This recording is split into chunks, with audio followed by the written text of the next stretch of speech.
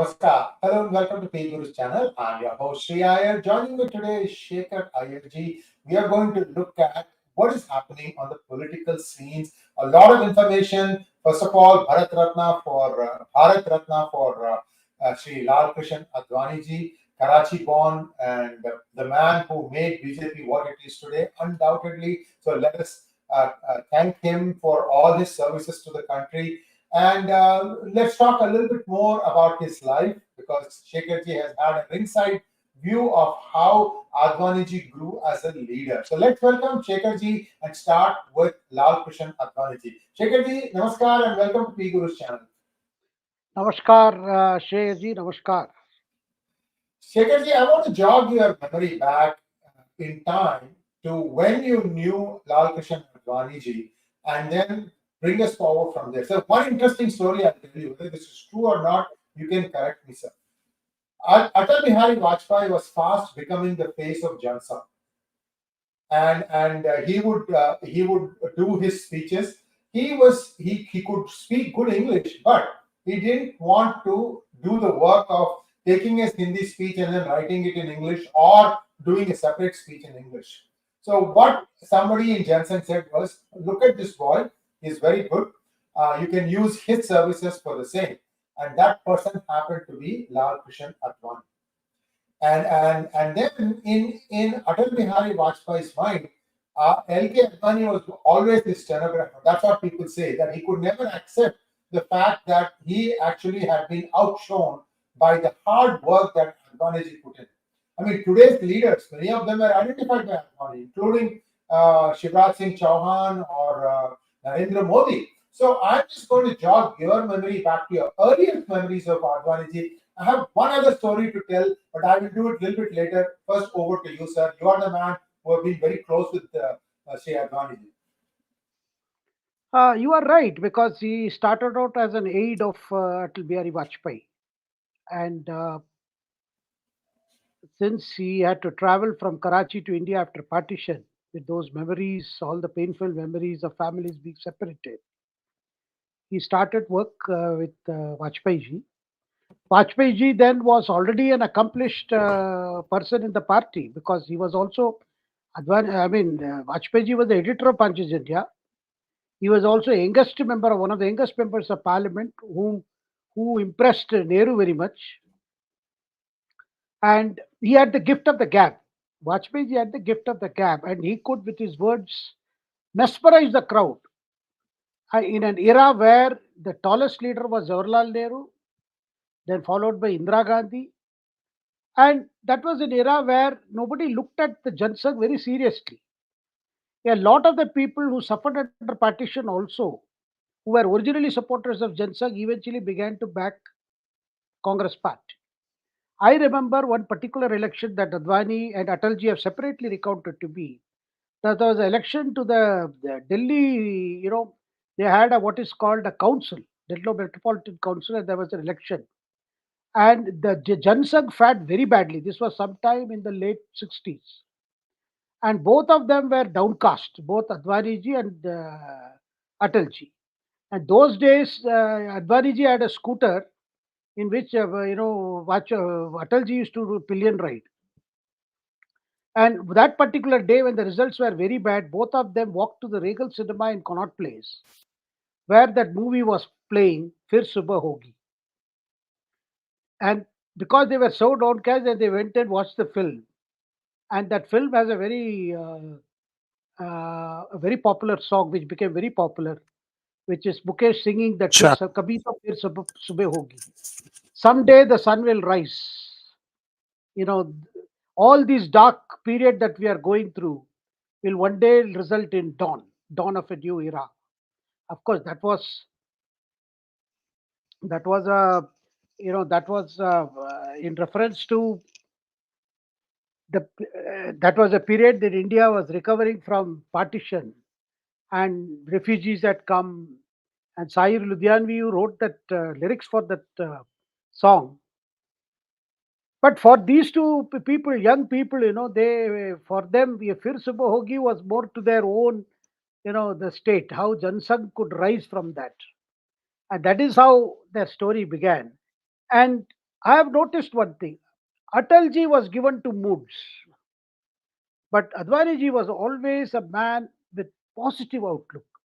In worst of the situation, he was a born optimist. When party went through several ups and downs, he would always, because he was also a quintessentially an organization man. All the people you see today on the top, and all the people you saw earlier during the NDA period also, who were ministers, who were party general secretaries, they were all handpicked by Advani. Advani had an eye for looking at the talent. So you name Pramod Mahajan, you name Arun Jaitley, you name Sushma Swaraj, Venkaiah Naidu, or even Narendra Modi. All these people were, noticed by Advani ji, and even in the states, even leaders like Nitin Gadkari. In every state he had always used to look for people who could do the work, and he was good in delegating authority. I mean, delegating work, and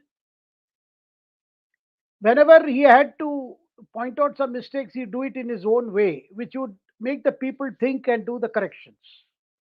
But he would never show any anger. He would never show that he was upset. And interestingly, the relationship between Advaniji and Atalji was such. There were areas where Advaniji knew that Atalji would take a decision. And there were areas in which Vajpayee would feel that Advani is the best person.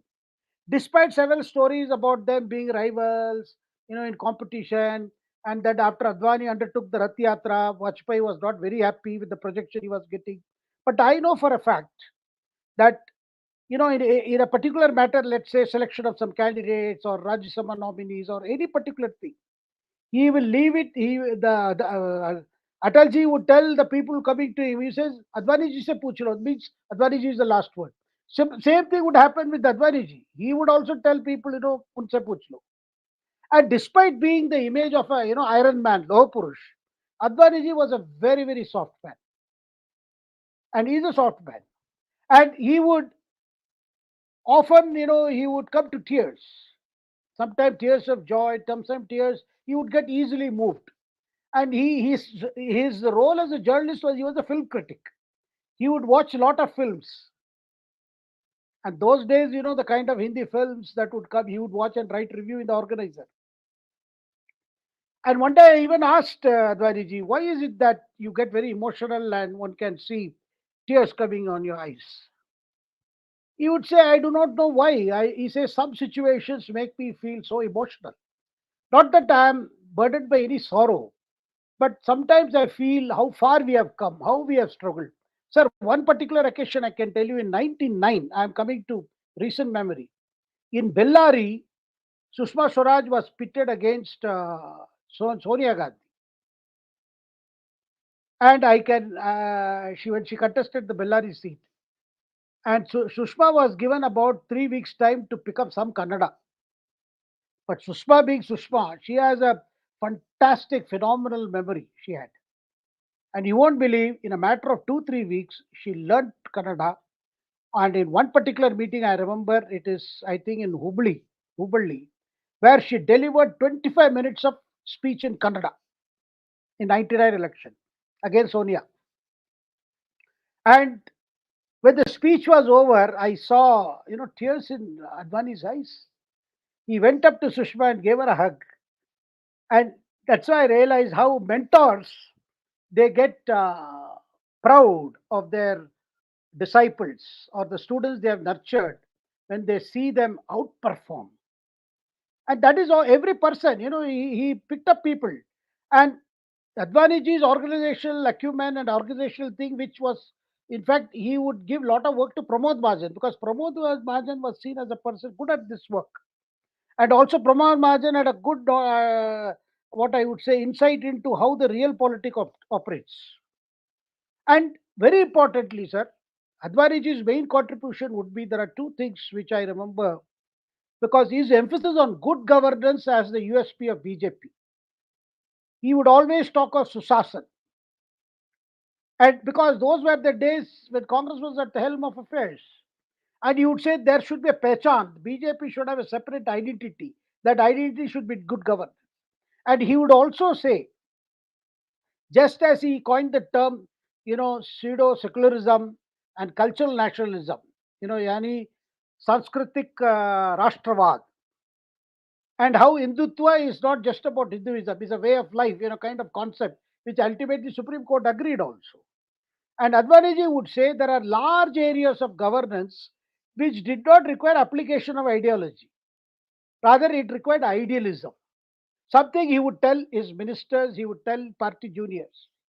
And he was one who would, one of his favorites book was that don't sweat the small stuff.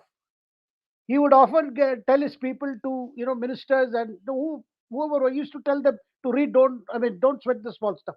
And don't sweat the small stuff is a series, starting with the main one.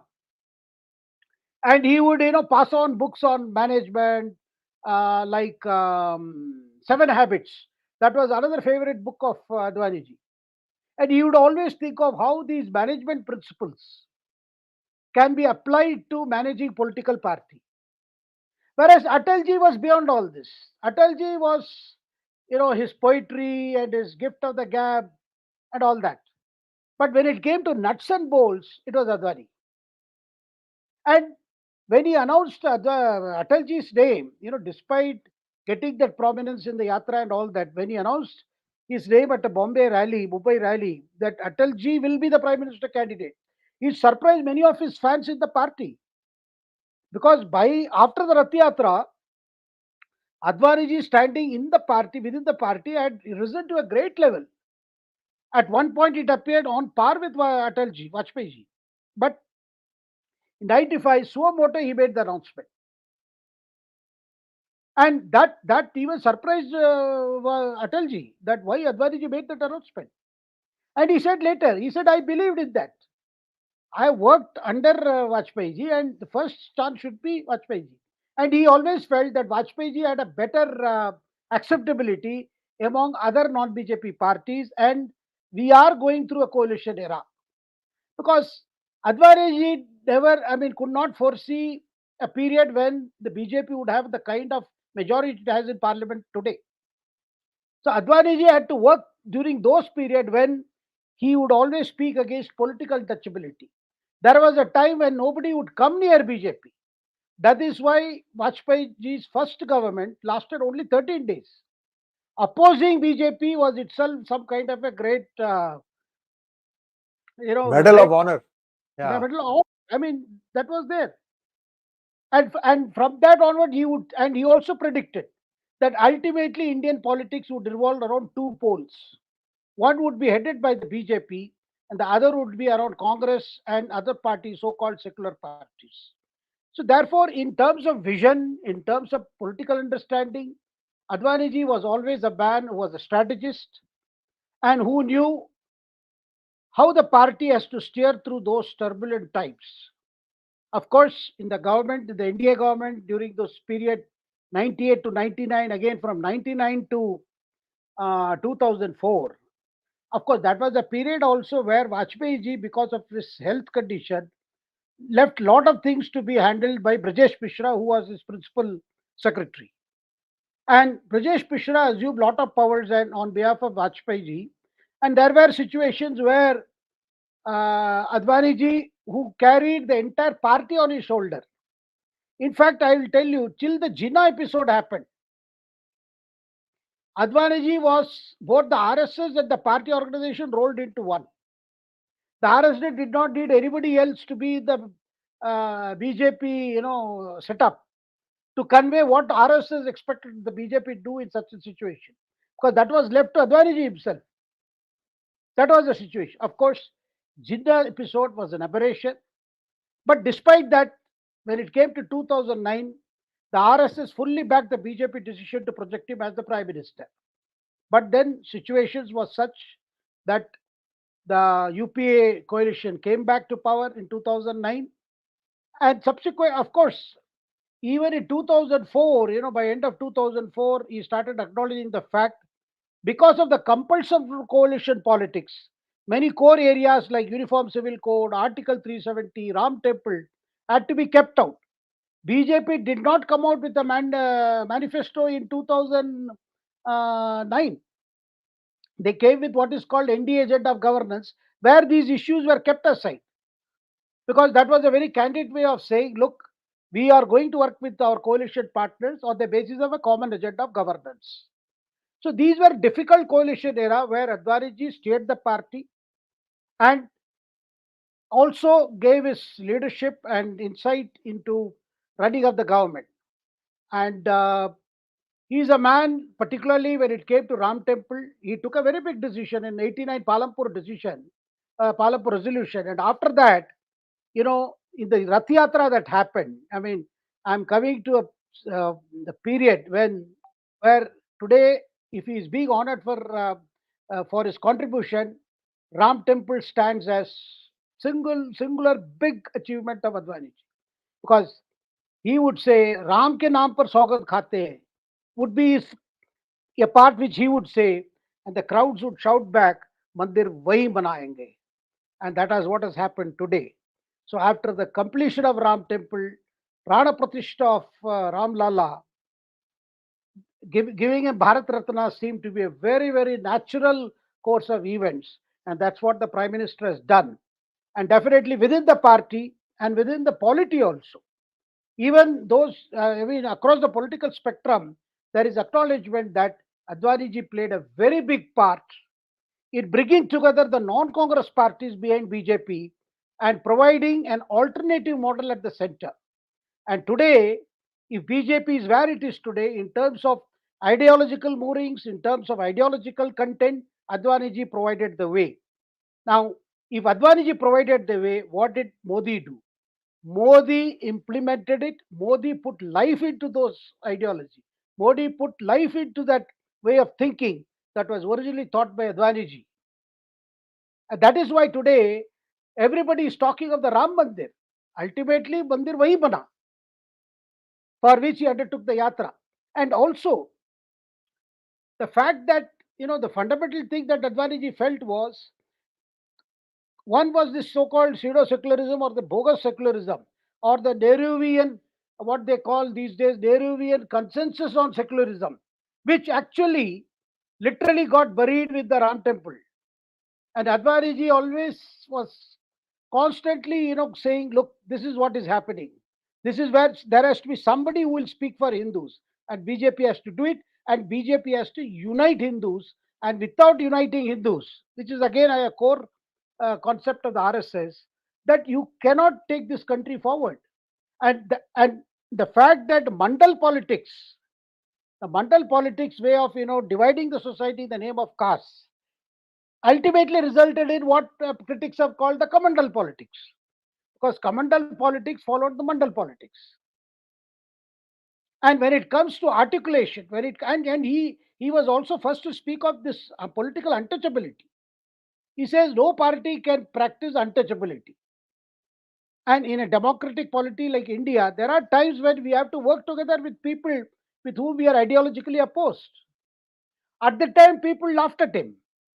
But ultimately, today, when you see the way NDA is shaped up and the way the opposition India Alliance also shaped up, so long as you are opposed to Modi and BJP, come over. But then that is also falling apart today. Sir. Thank you so much, Shekhar ji. I have a couple of small stories to tell about Advani ji. When his wife Kamala ji passed away, I think 5-6 years ago she passed away. There was a story written about her and him I'm just recounting some portions of that article. So it is believed that every day Kamala ji will put like 100 rupee note, or maybe as inflation increased, maybe a 500 rupee note in his coat pocket, because she knew he would not eat anything, he would forget to eat because he's so busy with his work.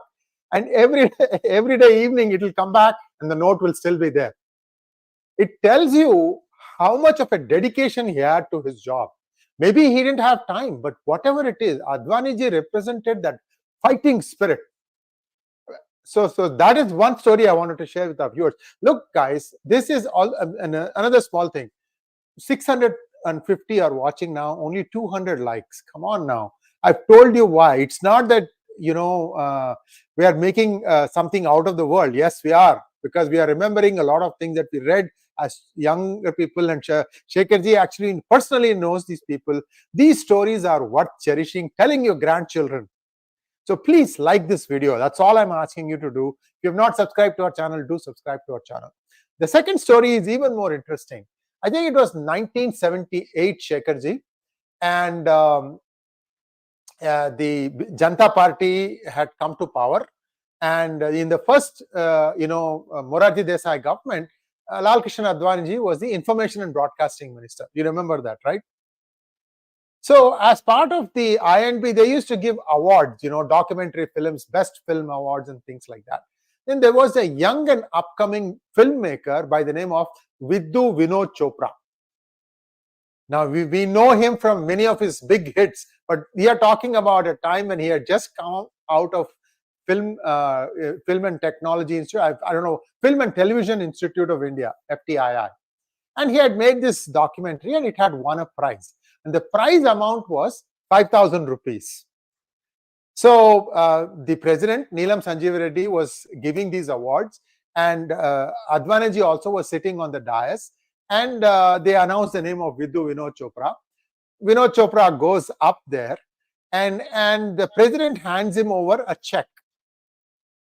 And Vidhu Vinod Chopra looks at it and says, "No, I want money." And he doesn't know how to say this thing. He's still hesitating on the dais, and there are people waiting. The line is still there. And the president asked him, "Young man, what do you want?" Then he's like, "Sir, I was expecting 5,000 rupees." Then Lal Krishna Advaniji was embarrassed. In those days, what used to happen was the government would not give you the cash money. It would give you some sort of bond that you can encash over a period of time. It wasn't all at once. So, then to just diffuse the situation, I don't know exact details what happened. Advaniji told Vidhu Vinod Chopra, "Come tomorrow and see me in my office." And Vidhu Vinod Chopra got away. But you could see the unhappiness on his face. So the next day morning, he goes and meets LK Advani in his office. It's like early in the morning, 9:30, 10. Delhi doesn't start until like 10, 10:30. Even then, they're thinking about it. But it's okay. It's cold, and that's how it is. So he goes into his office, and the first thing Advaniji tells him is, "Tell me your father's name. I'm going to call him and complain about you." Is this how he raises his children? And Vidhu Vinod Chopra says, "Sir, before I give you that number, I want to ask you one question. Have you had breakfast?" "Yes." "I haven't had breakfast. See this shirt I'm wearing? This is the only thing I could afford other than the train ticket to come to Delhi. I'm dirt poor. I can't afford to wait for 3 years to encash my 5,000 rupees check. This is the only means of income I have." And then, he understood what the problem was. They figured out a way. He got his cash. Vidhu Vinod Chopra got his cash, and they become very good friends. I'm just trying to tell you that there are so many things like this that people have felt around Advaniji. These are all the things that came in, stories. This is a Vidhu Vinod Chopra video interview that he said this. So what I'm trying to tell you is a man of amazing honesty, integrity in public life, and a few mistakes that happened. Yes, of course, these are all unfortunate. But if you can, say that there were 2 or 3 people who really grew BJP to this size. I mean, Modi is one of them. But before that, it was Advani. And in between these two, there was a man called Govindacharya, who we don't even remember. He's a good friend of mine. I've interviewed him also on P Gurus. Poor man, he is the one who built that spine in Uttar Pradesh for BJP. Sir, over to you, sir. Let's. If you want to add something, please feel free. Yeah, go ahead. There are 2 other things about Advaniji. He was very saddened when his name was mentioned in the Jainawala diary, and he resigned when entire party was saying, "No, we don't consider you that these charges against you are true." That today, anything that is said about the Gandhi first family, the first people to believe are the Congress leaders, whether it is National Herald or anything. They are the first to believe. Because I remember when Congress was protesting recently, when the National Herald cases were registered, and Sonia Gandhi and Rahul Gandhi had to appear before ED for questioning and CBI. Many Congress leaders took to the streets, but they kept asking one another, ये है क्या national guard case? ये क्यों इन्होंने ऐसा किया? But in the case of Advani, the entire party said, you need not resign. But he insisted. He gave up his seat and he said, till my name is cleared, I will not come back to parliament. That is one. The second thing, sir, you mentioned about Advani ji, Advani ji was a poor eater. And he would he would eat only when it was a time when he was hungry, or it was a time for him to have lunch or breakfast or dinner, whatever. He would not, unlike most of us, or a majority of us, we would eat whenever food is offered or food is before us. But he was different. And I remember asking him, because I've traveled with him several times during his campaign. So I used to ask him, how is it that you resist food? And Atalji was completely opposite of him. Because I remember when Atalji was Prime Minister, and that Prime Minister's residence where he has his office is called Panchavati. And Mrs. Kaul, who used to look after Atalji, was very particular that Atalji avoided all these oily fried stuff. But Atalji loved this. So what he would do is, after BT got over, he would notice several, plates of cashews and pakodas are there, and he would tell the chief, chief host in the Panchavati, "Arey, hame kuch nahi khilaoge?" And then before he went back to his residence, he would manage to have one or two pakodas or cashew nuts, salted cashew nuts. But Advani was never like that. And I remember Advani telling me, the period when they used to go and watch films like Fir Subah Hogi, so when they used to go to Connaught Place, Vajpayee ji loved this Pani Puri, Golgappas. And Advani ji would tell Atalji to avoid these street foods. Pet kharab karega. But Atalji would insist and have it. Sir, and one more thing. I asked Advani ji once when I traveled with him. When he went for a campaign, I traveled. So I asked him, how do you manage to do this? And he told me that long ago, he said, look, I was told that the amount of food, we all know about in the science of pranic energy. In pranayama, it says that the number of inhalation and exhalation is fixed for a human being. So the more you conserve your inhalation and exhalation, the number of time, that is how your life is prolonged. And the whole exercise involves kumbha. You retain your breath as much as possible, or prolong your inhalation, and even prolong exhalation more. And the retention part should also be longer period, because that is how you save on your pranic energy.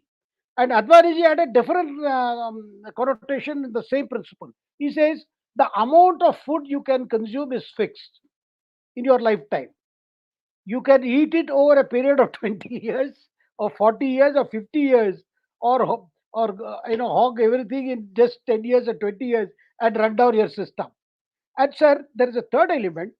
Sir, his Kamala Advani was a great cook, particularly of this non-vegetarian dishes. Because Sindhis have a number of non-vegetarian dishes, and she was very good cook. But ever since One thing about Advani, Sindhis, sir. One thing about Sindhis. I've known Sindhis who won't even eat onion.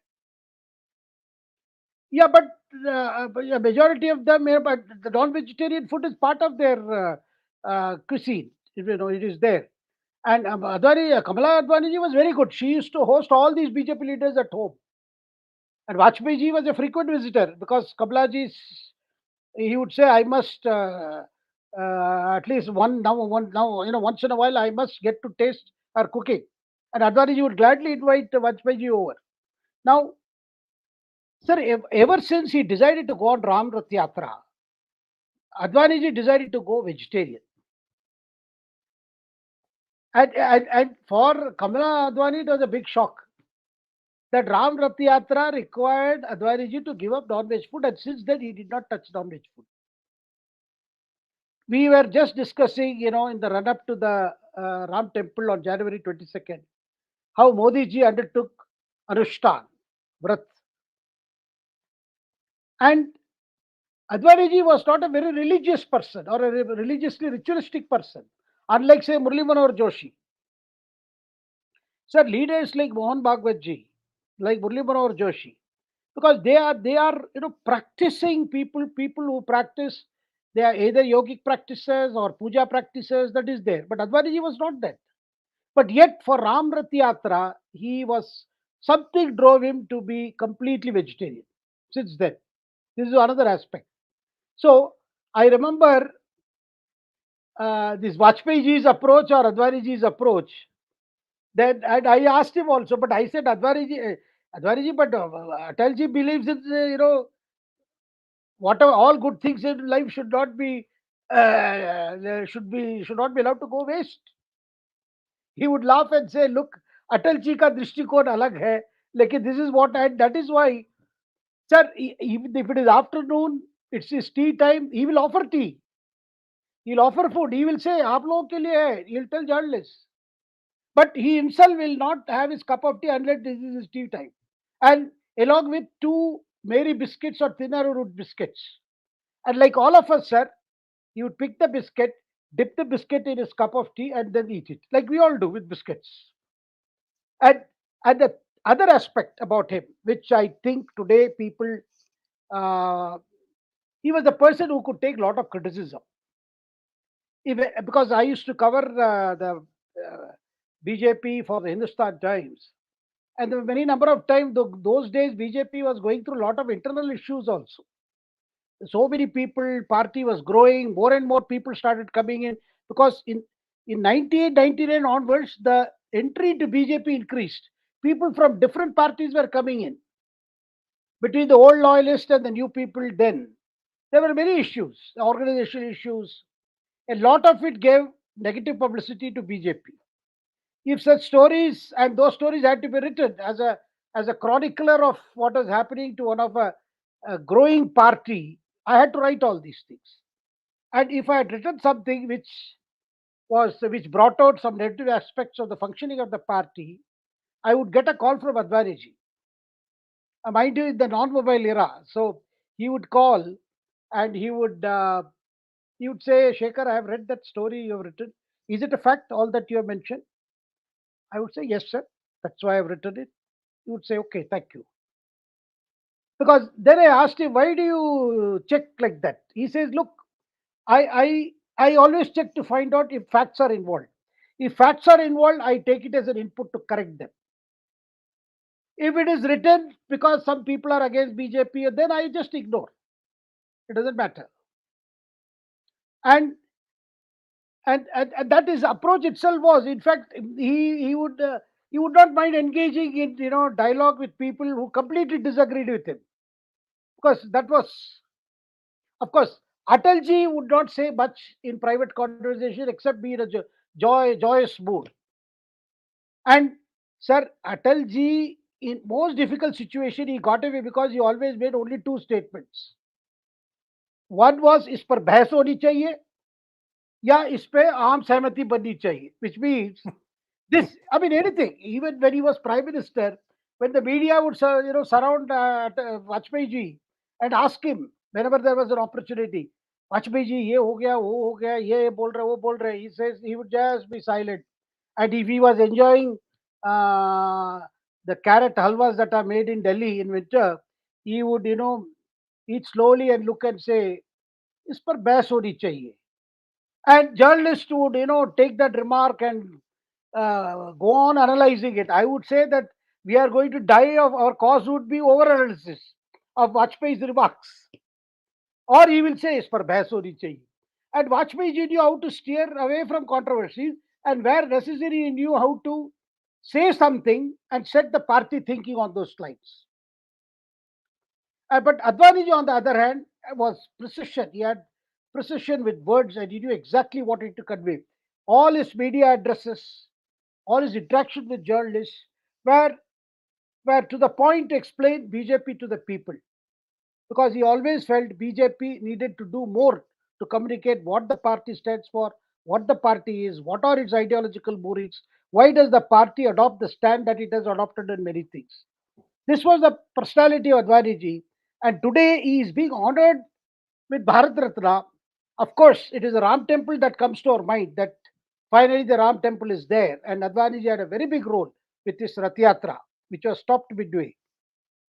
But also we will have to remember him for giving us, I mean, creating a situation where BJP emerged as an alternative party for the people, a party with an alternative model of governance. That is one of the biggest contribution of Atalji today. That is basically his contribution to the democratic polity of this country. Thank you, sir. And now let's take a quick look at this new entry into Tamil Nadu politics, actor Joseph Vijay. Very interesting thing. If you understand Tamil, viewers, I would encourage you to watch Chanakya Dialogues Pandey. I don't remember, I'm not getting his first name. Rangaraj Pandey. Rangaraj Pandey's actual dissection of the press statement. It was a 2-page press statement that they released after the party was founded. Every word he has dissected, and he has also said, the name itself says Tamilaga, which means he is saying that I am for India, not like the Dravida parties, which are divisive. And they call it Onriyam. This is when Onriyam is union. And the same thing even Rahul Gandhi has picked up. These are all people that they need to put some thought behind some of these things. Anyway, shows political immaturity in my opinion. Whatever it is, Vijay seems to be wanting to walk the middle path. Many say that he's a B team of DMK. Many say that he is being put in the ring because he will be able to split the youth vote that seems to be going Annamalai's way. They're also saying, well, he has a Christian bank that might be supporting him. That would, in case Congress splits company with DMK and goes towards ADMK, Congress will also have a problem. All sorts of stories. What is your take on this, Shekharji? So there are, actors, at the peak of their career, seldom would like to leave the field. Of course, he has 2 more films to complete. I mean, rather, one film is what is called GOAT, the greatest of all time. That's one film which is under production now.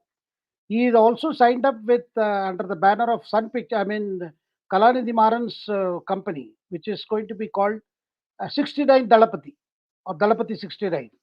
That's going to be his last film because after that, Vijay, unlike MG Ravichandran, that is MGR or Rajinikanth or Vijay Kant, these people continued to act in films even as they had made their foray into politics. Whereas Vijay has decided that once he enters, after that he won't take any film projects. Sir, if you remember, Rajinikanth announced his decision to enter politics in 2017. Then after that, he talked of Anmiga Rasiyal, that is spiritual politics.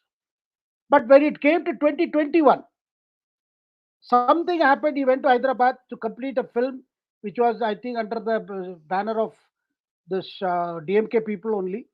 And then he changed his decision and said, "My health doesn't permit, and I will not. I'm not going to. I have decided not to be in politics." That shocked his fans. So therefore, in Vijay's case, what is giving some hope to his fans is at least he will not be in films, because it's very important for any actor who is interested in politics not to be in films, because today the Tamil film industry is dominated by companies which are links to either the Marans or to Udayanidhi Stalin or to some DMK big bigs. So if these actors who have got financial commitments, and these days you have blockbusters and where several hundreds of crores are spent, and Rajinikanth had always a big budget, he acted in all big budget star. Now, case of Vijay, the whole question is because what he has talked of, some kind of merger of the philosophies of, say, Dr. Ambedkar, Tandai Periyar, and Kamaraj. Kamaraj, who was the chief minister for a long time in Tamil Nadu, who is a backward class leader, who is known for his clean politics, and who did a lot for the OBC classes. Now he wants to bring but he has spoken out against casteist agenda, he has spoken out against communal agenda, which means whatever he has been saying is seen as anti-BJP. So you mentioned about this being a B team of DMK because DMK has realized there is anti-incumbency factors are building up and assembly elections are due in 2026. A new factor which will take away the anti-BJP votes or split the anti-BJP vote, it will definitely affect ADMK and BJP. Because unlike Vijay, Annamalai is no cinematic personality. He has been drawing the crowd in his Padayatra for a simple reason. He has come out as an honest politician, an IPS officer who has taken to politics, and who has been tasked with conveying to the people what the BJP stands for, what the Prime Minister Modi's plan for this country, what are the things he has done in this 10 years, what are the flagship programs of the BJP led NDA government now, all those things. But Vijay is going to come with completely different approach. He already has his fan association, which has been converted to this Tamaraga Vetri Kazhagam. Yes, you are right. He did not use the word Dravida. And I have seen is since yesterday, Tamil channels have been running debate as to whom it will affect, who will benefit from his foray, who will be a loser. And on the face of it appears that it may be a challenge to Udayanidhi Stalin because he is going to be projected as the CM candidate 2026 and he is a clear heir apparent of Stalin. And of course, Udayanidhi was also an actor, though he was not such a cinematic success but then the family pushed him, family produced films, he was hero in those films. Family, I mean extended family, the members or the Maran brothers, Sun Pictures, or even their own. He today, Udayanidhi has his own film company. Now, the advantage that Udayanidhi has is the fact that he already has a party organization to back him all over Tamil Nadu, in all districts. And Vijay has always portrayed himself like a savior, like MGR did. In all his films, you can see that he speaks for the downtrodden, and that has helped him build his image as a person who wants to fix things, who wants to fight corruption. And corruption is a problem with DMK. And also, sir, Vijay is very popular among particularly the film goers belonging to the lower strata of society, the laborers, fishermen, farmers, particularly landless farmers. These are the people who are normally his fans. So that is where Vijay will make a lot of impact, and particularly pan Tamil Nadu, and that to have a pan Tamil Nadu appeal is itself is an advantage. But it is definitely going to take away some votes. Similarly, there are strong Tamil nationalistic sentiments, like of parties like Seaman's Nam Tamilar Katchi. Nam Tamilar Katchi, NTK. Of course, you have already done a show on how now these NTK leaders are facing probe by NIA for trying to revive the LTT. And some literatures have been found, and there is reasonable suspicion that there is some attempt of regrouping the erstwhile organization which was completely vanquished in the 2009 the final the war in Sri Lanka. Of course, another person who could get affected is the the completely Dalit party like your Thirumavalavan, VCK. VCK, because again, Vijay has support among those Dalits. Vijay has had problems with Jayalalitha, when his film Talapati was to be released, or Talaiva, I suppose. That is a time when I think Jayalalitha was creating problems for the release of the film. And finally, Vijay's father, S.A. Chandrasekhar, who is a filmmaker and well-known film producer, he had to meet Jayalalitha and something was worked out for the film to be released. Now, Vijay has publicly differed from his father. He does not get along with his father, whereas he is close to his mother, who is a famous singer. Now, sir, sometime in 2020, October 2020, I remember there was a lot of stories about Vijay's father may join BJP. And then subsequently, Chandrasekhar issued a denial saying, no, I'm not going. And many a times he has made some public pronouncement which has been denied by Vijay. So there is a father-son test there. Whether it is in tandem or is it real, we do not know. But there are some problems there. That is one. The other thing is Vijay himself has paid income tax raids, and there is a case pending where he was supposed to undershown his income from films.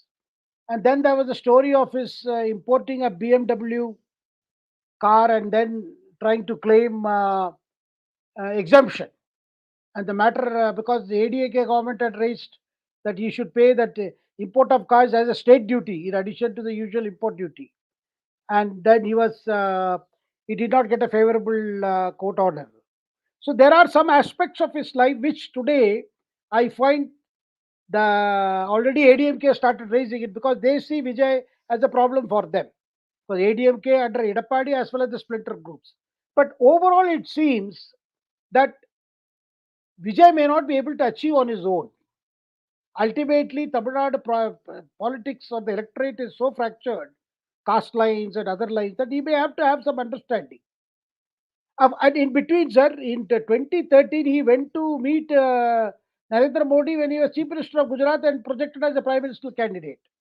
So Vijay has had, sent several messages, like he went to meet Anna Hazare during the height of Kejriwal's anti-corruption movement, rather Anna Hazare's anti-corruption movement. No, I'm mentioning all this to show that there is a politician in Vijay and he is promising action against corruption. But ultimately, his presence will divide all those votes that are against DMK in 2026. Whether he can attract all the votes and emerge winner vanquishing DMK is an open question. But definitely, if Vijay can show commitment and after the films, after he completes his pending film projects and completely throws himself into somewhere along, he is going to come in clash with DMK initially and with other parties also. So these are very interesting turn. And his last film, Leo, did very well because he turned more than 650 crores in the box office. And for a man who is at his peak of his career, for him to decide, look, I will do just 2 more films and call it quits, is something that people are saying that this shows his commitment. And similarly, Rajinikanth had also said he will complete his pending projects and join fully. But then he cited his health reasons and then he said he would not come in, which disappointed people because they were seeing a lot of hope in Rajinikanth being, providing some kind of a new direction to Tamil Nadu politics. Sir. Thank you, sir. And rumor mill is very, very busy today, these days, saying that Mr. Kamal Hassan also is seeking to have a kidney transplant just like Rajnikant. In fact, he might go to the same doctor who performed the kidney transplant of Rajnikant in Singapore. And if that happens, then Kamal also is probably going to slowly fade out of politics. Whatever small percentage he commanded, that's again up for grabs. So all we can tell you is Tamil Nadu, Annamalai has gone and stirred the pot quite a bit. And we have to wait and see what comes out of it. Also, last thing, sir, did you notice that he was wearing kumkum when he was making his press proclamation? In fact, pictures, because the statement was released and that statement had. Okay, so symbolically they are showing with kumkum. Okay. And people are trying to, that's why some people want to use his full name. Joseph Vijay, Joseph Conrad Vijay. He himself has used that name, sir. He has said that my name is Joseph Vijay. Sir, what? See, I always call Seaman as Sebastian Simon. I always call Vijay as what he is, Joseph Vijay. I also call Udaynidhi as he says he's a self-proclaimed Christian. There is nothing wrong in telling what they themselves have professed what they are. And Kamal Hassan has said that he is also a Christian. It's a mess. So many people converting to Christianity, and I don't know what to make of this, but clearly that conversion work is, especially in Collywood funding, there's something there. There's some nexus. I can't explain what exactly that is, but I'm hoping that cleaning will start happening in earnest after 2024. Once Modi gets 50% vote, I think he's going to start putting US a little bit more, at a place where they belong, sort of thing. There is a saying in Tamil, "Vekka vendiya edathila vekkanam." It's done in a very, you can convert it in different ways, but sometimes you have to do that. I have a feeling that that's what the India-US politics are headed, relations are headed, but that's just me. I could be wrong. Shekharji, we are done with our conversation. Now we have a few questions for you, sir. Please. Questions, please. Thank you, Soma Konijeti, for becoming a YouTube member.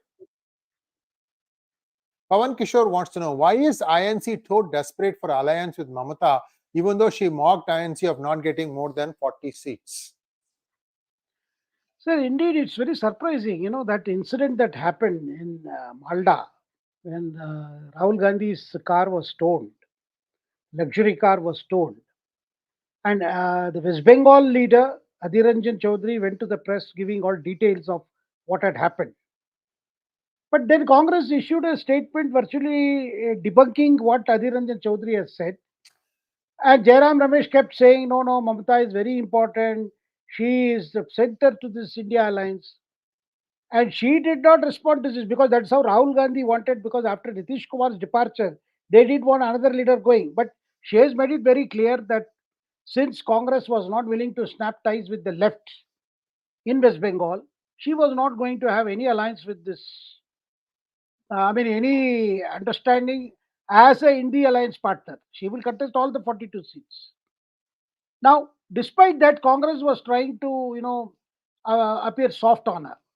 But today, I think after she has repeated that Congress won't get even 40 seats, and she even mocked at this Rahul's, trying to do photo ops with people, car mechanics, BD workers. And she said, look, and trying to appear, have tea with, different class of people from different walks of life. And Mamata has mocked it, saying that, look, people don't normally have tea with them, are trying to get photo ops with having tea with such people. It was very harsh.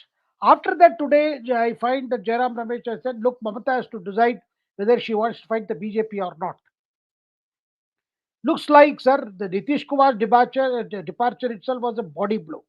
Now, Mamata is actually sprinkling chili powder on the wounds because she is, after the wound caused by Nitish, she is only sprinkling chili powder. And I can't see any compromise on this. And today, Rahul Gandhi has entered Jharkhand. He was at Deoghar. He was at the Deoghar Dham. He went and offered prayers there. But when he came out, the outside crowds were shouting Modi, Modi. So this whole thing is, this yatra, sir, has gone into complete, I would say, purposelessness. And consequently, I think there is slowly people are saying you should cancel the visit, come to Delhi and take stock of things.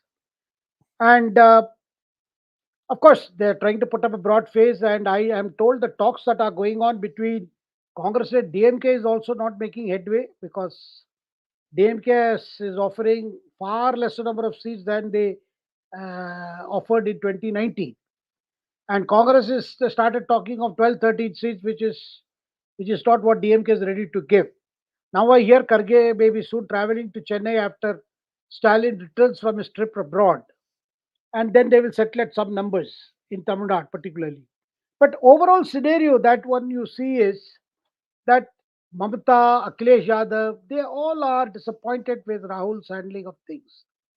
And their only objective seems to be somehow ensure that they contest as many seats as possible and try to get a decent number and let Congress decide for itself how it wants to battle BJP in those 200 odd seats where it is in a direct fight.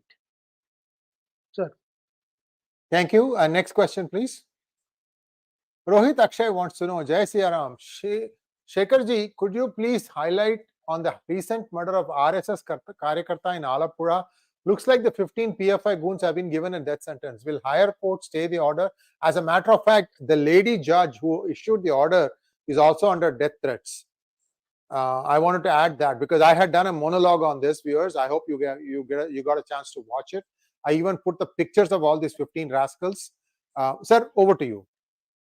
Sir, of course, the district judge has in fact showed her courage of conviction and sent out a strong message, as the judiciary should do in such cases, because this was a murder that happened in front of the family members. And of course, police have rounded up them, they brought evidence, and finally it has come. Now, a matter like death sentence is definitely will come up to the apex court. And sometimes, once even after the apex courts have decided, they have again gone back, as we have seen in some infamous cases. So, but a message has gone. But what is worrying is, sir, that today the Marxists, particularly the Pinarayi Vijayan government, seem to be willing to do business with parties like SDPI, which is actually a frontal organization for these groups like PFI. That is worrisome because what is happening is if you start encouraging parties like SDPI, then even a moderate force like Indian Muslim League would start soon losing their base, and ultimately people may shift to these groups, which believes in these groups believe in exploiting the system, exploiting the party politics to gain ground, and trying to regroup their cadres under different names. And violence is not their last resort; in fact, it is their first resort. Therefore, eternal vigilance is the price. But this is making many voters of Kerala wonder where the state is headed. Is it going to be a place where you're going to see Islamist extremism, gaining more and more strength? Of course, the central government, the national investigative agencies have been cracking down on these groups. There have been several raids, several arrests in different parts of Kerala. But nevertheless, an incident like this, or an episode like this that we are seeing, that violence seems to be very frequently happening in the state, particularly political violence. And lot of blame comes on the Chief Minister Pinarayi Vijayan. But then, as to quote Hillary Clinton, if you nurture or harbor snakes in your courtyard, they will ultimately bite you also, not just the neighbors. This is what she told Pakistan. Shekharji, Shekharji, the reality is even closer than what you said, sir. His son-in-law is an SDPI member. And it is believed that the Pinarayi Vijayan government came back in 2021 because of this guy who's an SDPI/PFI member. And they somehow seem to have conveyed the message that he would be taking over the reins of the government post Pinarayi Vijayan, who has been rumored to be unwell. These are all, messaging. So I think the IUML, Indian Union Muslim League, and other parties, there were two things, right? There are two fronts. There will be one front in one, there will be another one in the other front. You know this thing in Kerala politics. Even there is a Kerala Money Congress, and that also will have an equivalent in the other front. Whatever it is, I think all those Muslim parties are now completely losing ground because CPIM has co-opted this stuff. It is actually bad for the party, CPIM. It's also bad for the country. And see how they'll try to slow walk this thing. This is the worst government I've seen ever. In the Kerala government's not much to write about. Even then, here is something that is plumbing new lows. Ruben Loganathan wants to know, will Annamalai be able to control the internal conflict within it after candidates are announced later, as senior leaders might dominate the list to frustration of younger aspirants? Well, Loganathan ji, I don't think it will be just left to state leaders, to have a big say on the selection of candidates, because the selection of candidates will be rather centralized on the basis of survey reports, every constituency, and feedback received from some RSS observers who are also monitoring the situation. So several inputs would come in before every ticket is decided. But I can see one thing, sir, Shreyas, I can see a lot of enthusiasm among the BJP rank and file to contest elections. They know this is not an election that can be said that they are going to come winners, but they are willing to stake their name out and they want to contest. That shows they have faith in the leadership of Prime Minister Modi, and they are also enthused by the kind of work that Annamalai has done so far. This is a very positive sign for a party that is, plowing a lonely furrow. For a party to see that there is so much of demand for ticket and they want to contest election, that's a good sign for the party. But at the same time, there are other problems because there are some leaders who are not very happy with Annamalai for one reason that he has dominated the scene, he has hogged the limelight, whereas they are forced to stand aside. And also they feel that ADMK should not have been pushed to take a decision to go it alone. But I don't think that Edappadi Palaniswamy were decided to go it alone because of Annamalai. Annamalai could have been on his mind that Annamalai is also a threat to his leadership. But Edappadi made up his mind to go it alone because he wanted to try it once. If the BJP, I mean, if the ADMK were to leave the company of BJP, will not the minorities come back to ADMK like during the times of Jayalalitha? That particularly the voters, that is Muslim voters as well as Christian voters, may give ADMK a chance if they don't keep company of BJP. Well, at least one election he is going to see whether it works or not.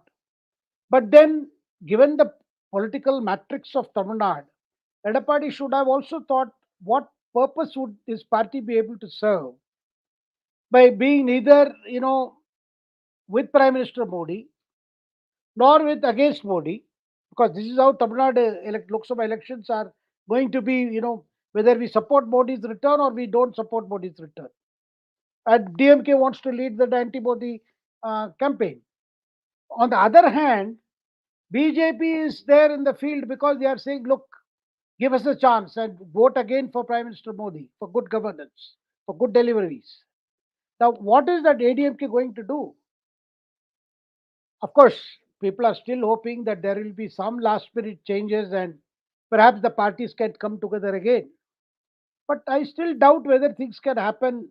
At least Edappadi will try to see, how ADMK fighting it alone benefits his party.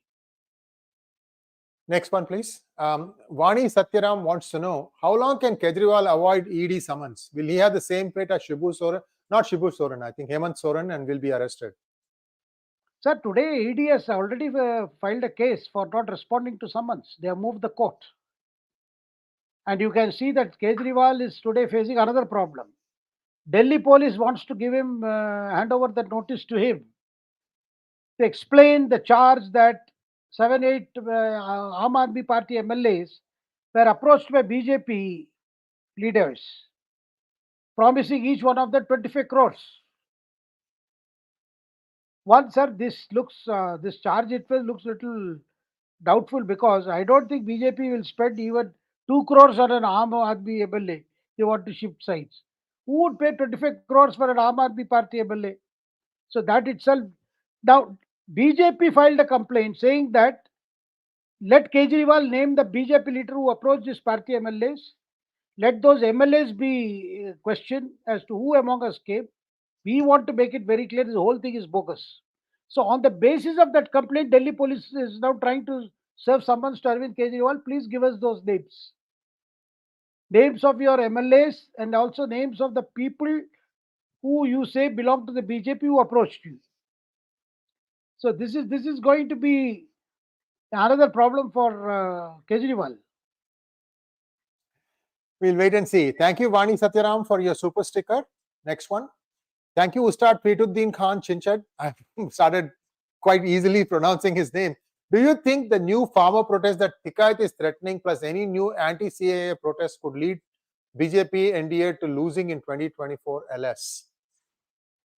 Well, sir, there some attempts are being made, somehow restoke the farmers' agitation or CAA, but I don't think, we have moved far and people understand that a lot of the so-called protest against CAA were not based on facts because at one time it worked and they could manage to hold a sit-in Shaheen Bagh. But I don't think it is possible that these forces can again do this because people do understand what is the CAA about, what is the purpose of CAA, And it is basically for fast tracking citizenship for people who have faced religious persecution in neighboring countries. So obviously, people coming from Pakistan are Hindus and Christians. Similarly, from Afghanistan, again Hindus and Christians and Sikhs. In Bangladesh, the same problem. A lot of these Batua community, scheduled caste community, they came more than 30 years ago because they were religious persecution in Bangladesh by Islamist groups. But they have not been able to get citizenship, sir. Whereas there is an organized racket which is bringing people from other side, particularly Muslim people are coming, infiltrators, and there is a gang which is working to give them Aadhaar card, voter card, and all that, with the condition that they must, year after year, in every election, they must vote Trinamool Congress. Aadhaar card is being given. And despite crackdown on the border area, this racket is flourishing. The same thing CPM did, Mamata has been continuing. CPM also created its own bank on the basis of similar arrangement, where people were freely allowed to come in and settle down. Anyway, Next question. that being the case, so some attempts will be made. I mean, these are periods that call for vigilance, strong vigilance, because anything can flare up because parties are willing to fan it, so that to show that the government under Prime Minister Modi is incapable of solving problems. Last question. Srinivas, thank you so much. Why do people in TN vote for parties like DMK, though being religious? Shouldn't Hindu leaders, gurus step in to stop conversion, bring BJP to save Tamil Nadu culture? I have the answer also, sir. First, let you take first shot. Sir, unfortunately, the old Tamil song, Kasedan Kadavulada, Kadavulukum Theriyumada, that is, it's only cash is the God, and even God knows that cash is God. That means Dravidian parties particularly have been indulging in large scale malpractices by way of even bribing voters. I'm not saying a new charge, people know that they have what is called very scientific way of approaching voters and giving them something to make them vote in their favor. And these poor families, they forget what they have to undergo for the next 5 years if they don't vote carefully. So that is the reason why these parties are managed. And the problem of conversion is a serious problem in Tamil Nadu, no doubt about it. There has been organized attempts under the banner of some Christian body, particularly in southern districts, to get people to convert. And that is also the reason why, if there is a strong plea for ensuring reservation even for converts, it is from Tamil Nadu. Sir. Viewers, I don't know how many of you remember history. 1981, an entire village in Tamil Nadu, Meenakshipuram, converted to Islam. The entire village, 300 families. And a guru who saw this happen started working to bringing them back into the Hinduism fold. He started meeting with many people, many Dalit communities, trying to show them the Sanatana Dharma. And he was also successful in, I think, stopping some other mass conversions like that. You know what happened in 2004? He was arrested. I'm talking about Jayendra Saraswati of Kanchi Kamakoti.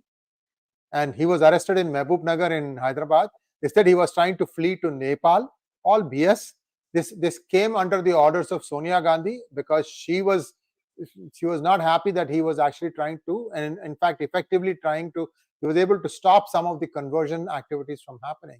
So people say that why don't our gurus do it? Once that happened, the gurus became very nervous because people didn't come out to the streets to protest Jayendra Saraswati's arrest. My dad did in Secunderabad in front of the Kanchi Kamakoti Matam. You know what all his my neighbors all said? Why do you want to stick your neck out? That's all they're saying. They are not saying, look, what happened is wrong. These are all devotees of Kanchi Matam. The whole colony evolved around the fact that there was a Kanchi Mat in Secunderabad where everybody could go, and they were all followers of Kanchi Kamakoti Peetham. And they said, why are you sticking your neck out? This culture, the social responsibility is there. many of us shirk away from that. So those of you who write, ask me this question, right? They did try, and they did succeed. But unless you come out on the streets and protest, this will keep on going. Look at what happened in Mulayam Singh Yadav. Can anybody show the geo in 1993 putting locks on the Gyanvapi mosque for the Sringar Gauri Mandir? Nobody has the records. Then how will somebody arbitrarily put a lock and then you go to the court now, knock on the doors of Supreme Court at 4 a.m.? See how these things are being dragged out. I mean, we have to understand that some place you have to draw the line. Corruption is okay. You have $1.5 million, you are set for life. Especially in a country like India, you can really comfortably live your life. Can you tell me with a straight face that any of the politicians are not worth $1.5 million? Even the councillor is probably worth more than that, and he's still eyeing to make how much more money shall I make.